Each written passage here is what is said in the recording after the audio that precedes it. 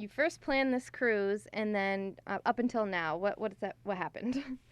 Okay. Well, we planned the cruise about 8 months ago, and we were really looking forward to it.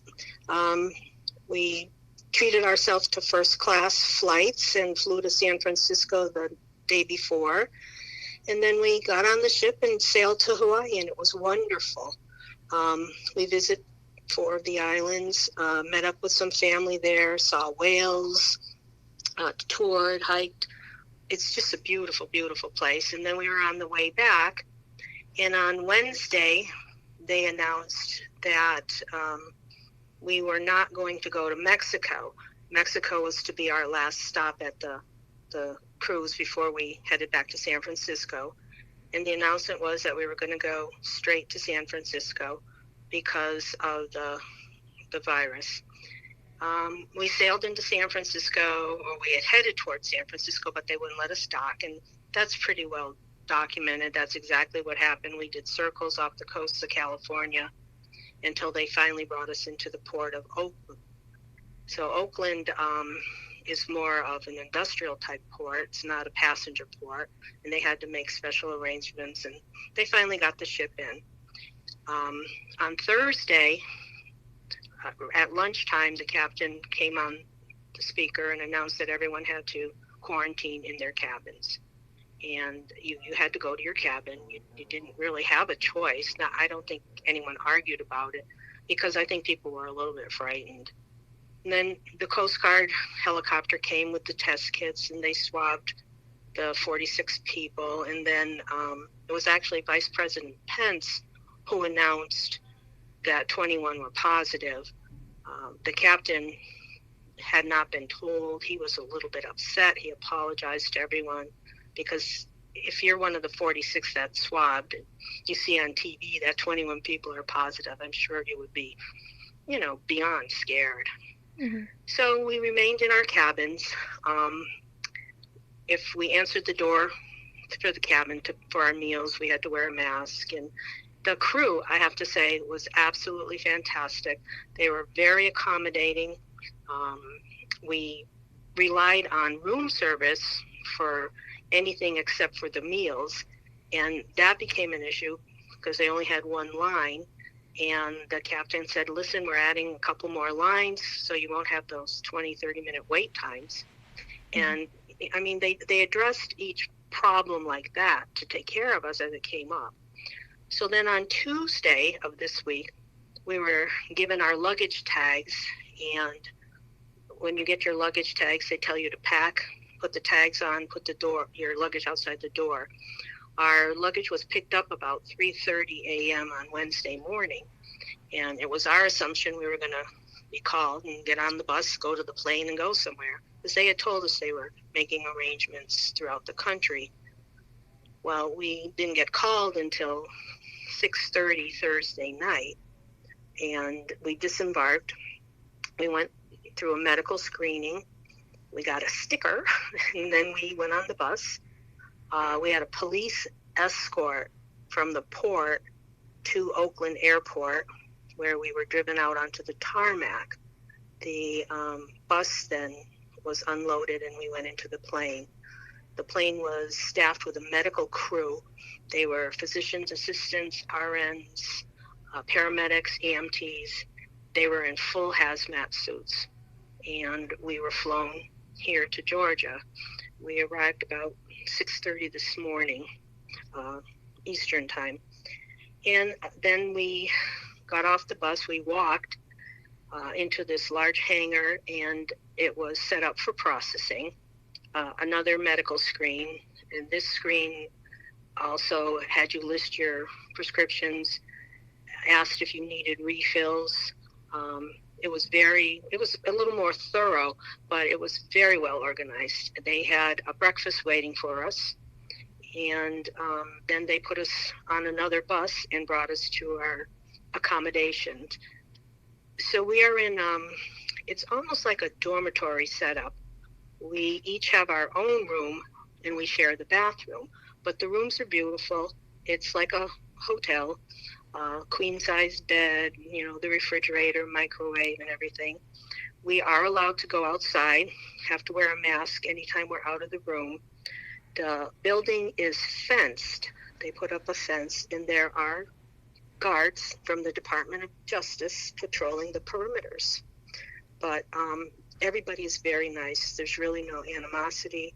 They're apologetic, sorry, and here we are. Wow. We did, yeah. We got served with the notice of quarantine from the CDC, and it basically says, we can keep you till we think it's okay not to keep you. Wow. I can send you a picture of that first page, and you can probably look it up. But Yes. it's scary. I mean, I'll be honest with you. I'm an RN. I'm scared. So I'm nervous, not scared, but really nervous. I'm not sure that the public is taking it as seriously as we are. And I don't know because I haven't been out there. But, it's very serious here, They serve us our meals in our room. You open the door and they're in full gear. And they give you your meal, and if we need anything, we dial a number, towels or anything like that, and they bring it, and again, in full gear. So, So sounds like a movie. it does. It's like I keep thinking I might wake up and be home. So you were quarantined on the ship. You said 8 days. We went Thursday the 19th, I think it was Thursday. When was it? Yeah, it was Thursday the 20th. Thursday was the 20th. We were quarantined, and then we got off last night, 9:30 Eastern time. And then now you're at Dobbins until further notice, basically. Yeah, what day was? Oh no, we were quarantined in March. I'm sorry. Okay. Yeah. We flew to San Francisco on the 20th. Let's see, we were quarantined March 5th, Rob? 4th? 5th was last Thursday. The 5th, then. It was the 5th. About 2 o'clock in the afternoon. So, because we had just sat down to eat lunch, and we knew something was up because that morning when we went to breakfast, we went to the buffet, and the stations were all staffed with the crew, and you couldn't touch anything, and you pointed to what you wanted to eat, and then when you sat down, they wouldn't even let you salt and pepper your own food. They had the salt and pepper shakers, and they had started canceling things Wednesday on the ship. They'd canceled like the movie, the shows, they canceled bingo. Yeah, so we figured something was up. So. And did you notice like people who were sick, or what prompted them to test everybody? Well, apparently, someone who was on the previous cruise got off the ship and subsequently died. And the previous cruise was a cruise to Mexico, and 64 of the passengers that had gone on the Mexico cruise stayed on the ship to go to Hawaii. And then, of course, the crew was pretty much the same. So that's what prompted them, I guess. And from there, it's just, it almost snowballed, But there were people that were sick. They airlifted people off. And then the Coast Guard picked somebody up one morning. So there was 3 different times that people were taken off the ship. And, we were just going back and forth off the coast of San Francisco, and we had Coast Guard escorts all around us. We were guarded when the ship was docked. It was a little creepy, Definitely. But so yeah, I guess what would your message be to Western Mass residents now? We're seeing more cases pop up here.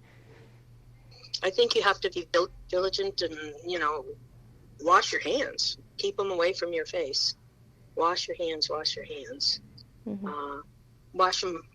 It should take 40 seconds, start to finish, 40 seconds, turn the water on, wet your hands, put the soap, scrub under the water, rinse them, dry them, shut the water off. And if you take your cell phone and set your timer for 40 seconds and wash your hands, you'd be surprised how long it is. It's 20 seconds scrubbing under the water is what they recommend, but 10 seconds prep, 10 seconds dry. So, and what's the overall mood of the people who are also quarantined? Everybody is really in a good mood. I have to say that there's not a lot of crankiness. One woman this morning told me that she was grateful she was here because she and her husband are in their 80s, and if they were home, they would have to rely on someone to do everything for them and bring everything to them. So, we're having a meeting tomorrow morning, I think at 11, and they're going to go over all the stuff that they have to go over with us. They told us today just to rest because we had been all night flying. And so we'll get more information tomorrow. And then the 46 people who were tested, that's not all that was on the cruise, is it? It seems like a small number. Oh, gosh, no, there was, the ship was 3,500. Right. So where did... those were the ones that had either been on the previous cruise or were showing symptoms. Okay. Yeah, so, and then after that, anybody who was symptomatic, the medical team was checking, constantly. We had no symptoms. They do check our temp here twice a day. They told us to make sure that we are available between 7:30 and 8 and 5 and 5:30 to have our temperature taken. And if you feel symptomatic, if you feel like a respiratory cold coming on, to let them know right away. So is there anything else you'd like to add that maybe I'm not asking about that you think people would find interesting or eye-opening? I think the whole procedure it's kind of mind-boggling. I can't imagine how they pulled this together. 2,400 people. They had to get them off. A bus holds 40. A plane holds how many? And they flew people all over the country. They tried to put you at a base closest to where you lived. We had quite a few people from Canada on the ship. They were able to accommodate them. And then the other countries, they accommodated too. I think we were the second to the last bus to leave the ship. So, and then, you have a cabin steward, and our man, his name was Daniel. He was fabulous. We would leave him a message for whatever we needed, and we would have it almost immediately. He was very accommodating and, really kind. People were very kind. I didn't see a lot of craziness. So that's good. You never know when people are stressed out what you're going to get. I know, yeah. The hardest part was not having any fresh air or sunshine for the 8 days. We actually just went out and walked around the fence for about probably an hour just to move a little bit, because the interior rooms are small, and I worried about things like a DVT, a blood clot, because we weren't moving. So what did you guys do to keep busy? We would put music on and kind of dance a little, pace the room, watch TV, and it's kind of funny because we watched all the reruns of The Love Boat. So I read 8 books, and then text. We were able to text to our family and friends that had the Apple iPhones. For some reason, that was the only thing we could do. We couldn't get into the other phones. We couldn't Skype. We couldn't do any of that. So that kept us occupied. I have an extended family, as does my husband, and because we couldn't group text because of the other phones, we had to kind of do it individually. So that kept us busy. So I just hope Seems so like you're on the final leg of your trip home. So I hope so. They told us to anticipate 14 days. wow. So yeah, it's hard being away.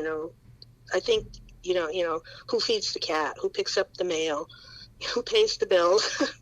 So we're very fortunate that my son and his wife and granddaughter live with us. I actually have two sons that live with us, so they're able to take care of all that stuff. But I wonder what happens to the people that made arrangements for 2 weeks to have the cat fed and the plants watered, and then they're not going to be home for another 3. So. That's horrible. Thank you so much. It's good to hear Alrighty. from you, and I hope that you get home safe. Thank you, Monica. No problem. Bye. Yeah, bye-bye.